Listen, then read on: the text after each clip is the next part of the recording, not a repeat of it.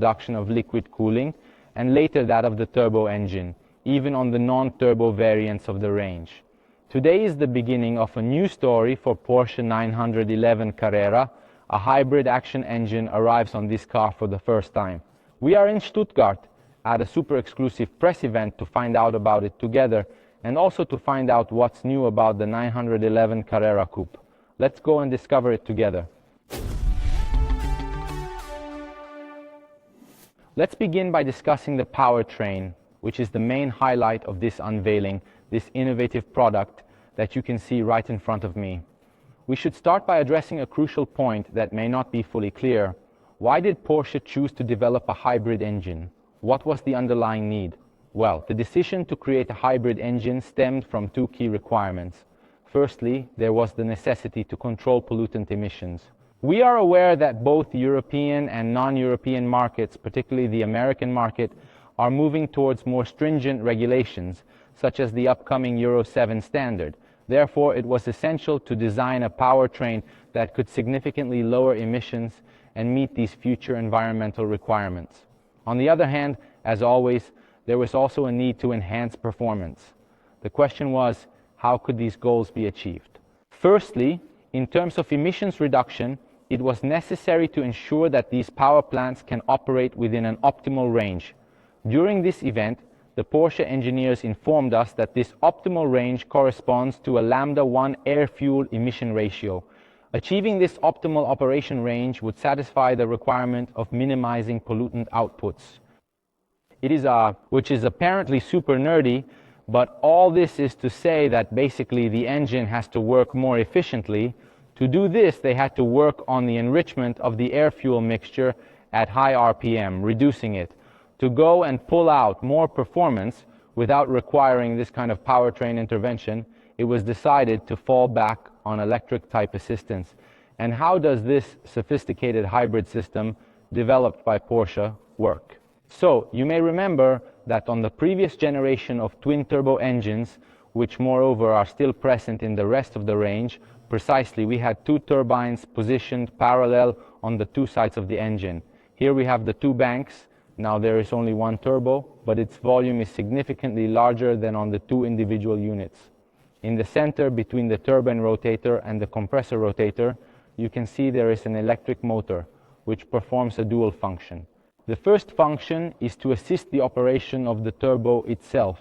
So in the face of a mass of a greater weight, consequent to the size of this turbo, this electric motor, goes to help the movement of this rotary, especially at low engine speeds, when the exhaust gases come in to a lesser extent, thus preventing a turbo lag effect from occurring.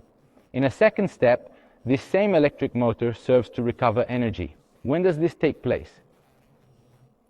When? It happens in the release stages, when the turbine continues to turn, but the power is not needed, but also above a certain speed, above a certain power demand, when the power generated by the turbo itself exceeds the power demand coming from the driver. In this case, there is no wastegate valve, as on conventional turbo engines, but the recovery of this energy is through this electric motor acting as a generator. A generator that is capable of producing a power output of up to 15 horsepower. This electric current is conveyed inside a battery, which I am now going to show you. It is a battery that is basically comparable in size to a standard conventional thermal car battery, 12 volts. It is actually a battery with a gross capacity of 1.9 kilowatt hours and operates at 400 volts. This battery is located inside the front hood, where the conventional battery was already placed in the cars that don't have a hybrid engine, so in all the other Carreras, and it carries a really small weight gravitation. Then we'll see what the overall value is, even considering all the other elements that we're going to talk about now. That battery provides power to another electric motor, which is in here.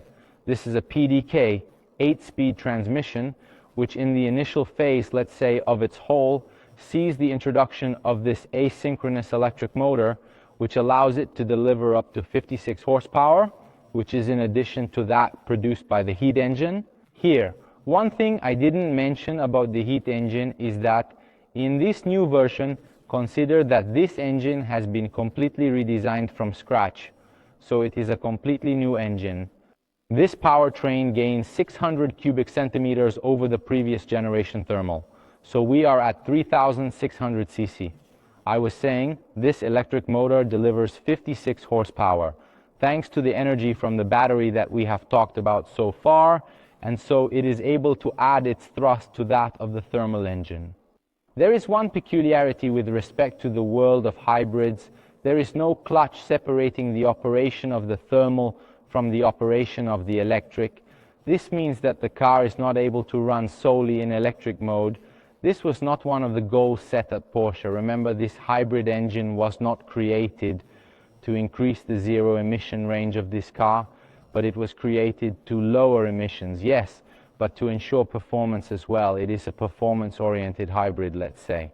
So we were saying, the car cannot run solely on electric, but certainly with the help of these systems, it is able to ensure significantly higher performance than the previous generation GTS version.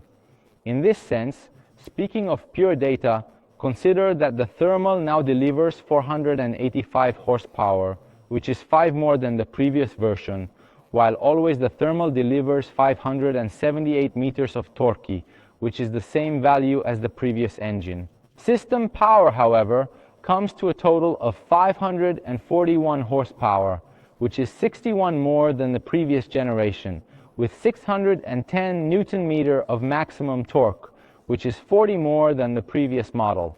Consider that the turbo delivers 580 with 750 Newton-meter of maximum torque. Performance, to give you values from 0 to 100. The previous generation with the sport package and manual transmission covered it in 4.1 seconds. With the PDK in 3.4, we go down with this new T Hybrid version to 3 seconds flat.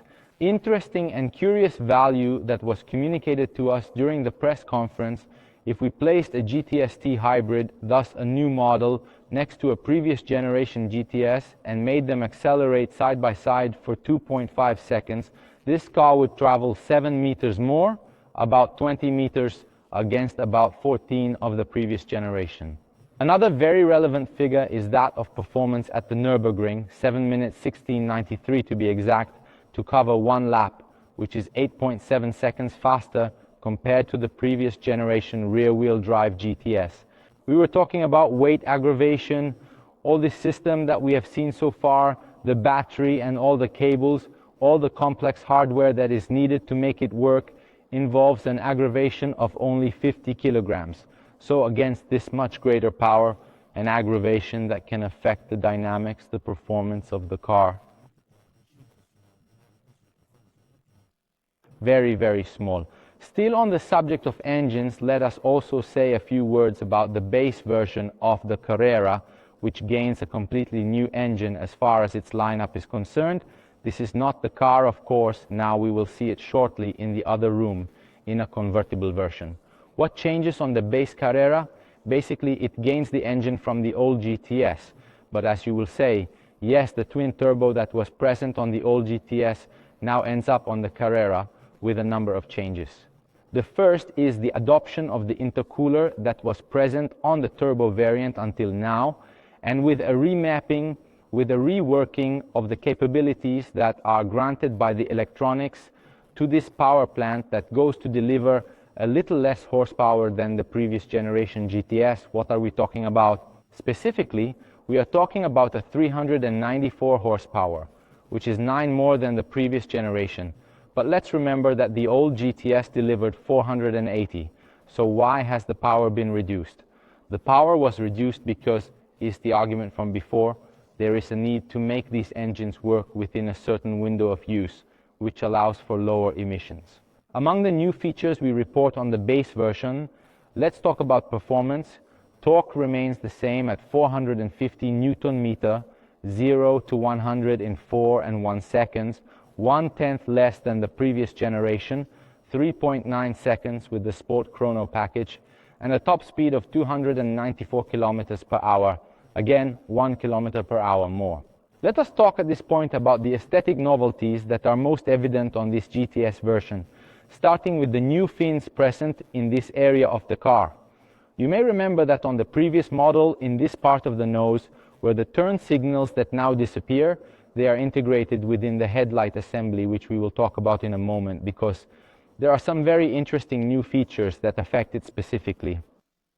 These air intakes are highly active and dynamic, with fins that adjust their movement based on the cooling requirements of the car and also contribute to reducing aerodynamic drag, playing a vital role in facilitating the cooling process of the car when necessary. If the car needs to cool in a way that is particularly substantial, think of track use, the fins open up and allow this to happen.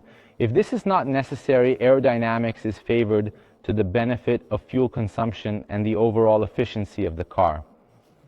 The CX drops, if I remember correctly, to 0.29, something like that, so a reduction from the previous generation. Also in this area, also new here, the sensors that are placed centrally, you see them here, and I mentioned about the newness of the light clusters. Then right now, the car that you see here in front mounts the HD matrix. They are an optional extra, replacing the standard matrix that are now standard on this model and also on Carrera. What changes with the matrix compared to the previous light cluster? Well, we no longer have the element in the center, not LED, basically not matrix. The Matrix HD headlight utilizes 32,000 LEDs to create a customizable assembly and beam, allowing drivers to adjust for any situations they may encounter while using their car. The advanced technology in this headlight ensures that it can meet the driver's needs efficiently and effectively. So, overtaking of other cars and scenarios of obstacles or elements that need to be illuminated while driving. On this car, we also see rims that are optional. In this case, we have 5 bolts, an element that has been discussed recently on the 12-cylinder Ferrari. Master Pilot talked about it, refer to his video for this detail. In this case, the choice is not a technical choice. There is no imposition, as in that case, by the engineers. In fact, here out of the teeth, I was told that you can make the rims with only one nut, light, contrary to what they say from the parts of Maranello. But this is a purely aesthetic choice. Those who want rims with a little more retro look have the possibility to mount the rims with precisely 5 bolts. Moving on to the rear area, the changes here are also different. There have been changes made in this area regarding the number of fins present. In the previous generation, there were around 9 fins on each side, although I cannot provide an exact figure. However, these fins have been reduced as part of a refinement process that focused on improving the airflows directed towards the engine for cooling purposes. Additionally, modifications have been made to the vertical stop, as well as the headlight assembly area. The latter now features the usual coast-to-coast LED display, albeit with a new design for the stop lights and the positioning of the Porsche lettering, which now sits above the 911 Targa lettering. It is important to note that these changes specifically apply to the T Hybrid powertrain version. An interesting addition to this particular version is the introduction of a solution for the exhausts and rear extractors. This, of course, depends on the position of the exhausts themselves. We previously discussed this extensively when examining the engine, as well as the exhaust placement in earlier engines and previous generations, where the exhausts were situated sidewards. Earlier, we were discussing the differences from the base version. Now let's focus on the Spider variant, which showcases the rear portion and highlights the new features located in the radiator air intakes. It's important to note that in this case, the variant comes with matrix headlights, but not in the HD variant. The beautifully illuminated Spider variant provides us with an opportunity to discuss the interior as well. The first significant aspect I wish to point out is the presence of rear seats.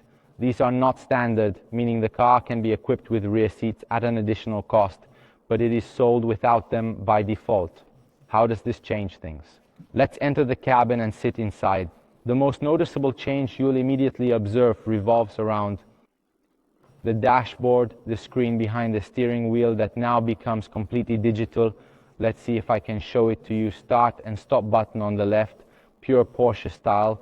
You will remember that on the previous generation we still had physical units that then had digital screens inside. In this case, everything becomes LCD of a unit that is likely derived from a car. In the center of the dashboard, instead, we have 10.9 inches already seen on on the other cars of the group. Infotainment system that has been entirely updated, entirely revised. Of course, you can customize it in a whole series of parameters and variants. The display modes of the dashboard can be set in different manners. We have on the steering wheel the presence of the driving mode selector. In this regard, it is important to make a point.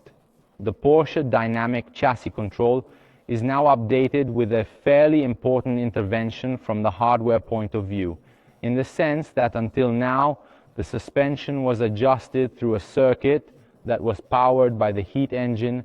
Now the energy needed to make it work comes from the battery that we saw earlier. This results in a significantly greater speed of operation that translates into a faster response of the suspension while driving, but also trivially in the ability of the car to raise and lower when it is required by the driver in a much faster way. For the rest, in the center of the dashboard, we have the usual gear selector. See here a little bit of piano black trim, then a new introduction. Let's see if I can open it. The charging phone induction cooling system, which is ventilated, and more generally, then of course, the typical care we associate with Porsche cars, which is a benchmark for all competitors. The current pricing information we have today is specifically for the German market. The GTS version and the T Hybrid, which is the one we are particularly interested in here, are expected to be priced at 170,600 euros. On the other hand, the standard version will be priced at 128,700 euros. The availability for these models is as follows. The standard version will be released in late summer, while the GTS version and the T Hybrid will be available towards the end of the year. We would love to hear your thoughts on Porsche's new hybrid powertrain in the comments below. Don't forget to subscribe to our channel and activate the bell for future updates. See you in the next car review. Ciao. No, just kidding. Stop everyone. The video is not finished because there is something I forgot to mention earlier. There are actually two things to address. One happened from when we said goodbye to now, which basically is how you recharge the battery besides with the electric motor system contained inside the turbine. Of course, we are not talking about a plug-in unit. There are no wires to attach, but the car works like a traditional hybrid from this point of view. So it recharges under braking, but it also recharges through the heat engine if there is a need. So for example, in short, when driving in highway or for whatever reason, if there is a need to recharge the battery that we have previously seen, the heat engine can help in this sense, thus allowing one to then always enjoy the increased power provided by the electric motor as well. What happened in the meantime? I was telling you we went to Weissach Porsche's test center where they gave us a ride as passengers in the new T Hybrid. Now you may be wondering why you didn't film it. Simple answer. Because you couldn't, but you couldn't. Of the kind that cell phones kept super secrecy, we will kill you if you say anything. So I can only tell you about it. I tell you about it because it was a relevant and interesting experience, because the test driver who gave us a ride, by the way, right now in front of me here, are people doing this thing. I was saying, the test driver who took us for a ride showed us in action how the new hybrid engine in the new generation of 992 GTS allow a precision in intervention on throttle that is unknown to any conventional turbocharged power plant, no matter how bi-turbo, no matter how variable geometry, no matter how latest generation. That is, there is absolutely no turbo lag. Not only that, but the engine is always ready and very precise in the response. With the driver in full control of the throttle, we witnessed an astonishing level of car control and responsiveness that was truly incredible. This is made possible solely by the precise response of the controls. This precision, in turn, is made possible only by the presence of an electric motor, essentially an electrically assisted turbine.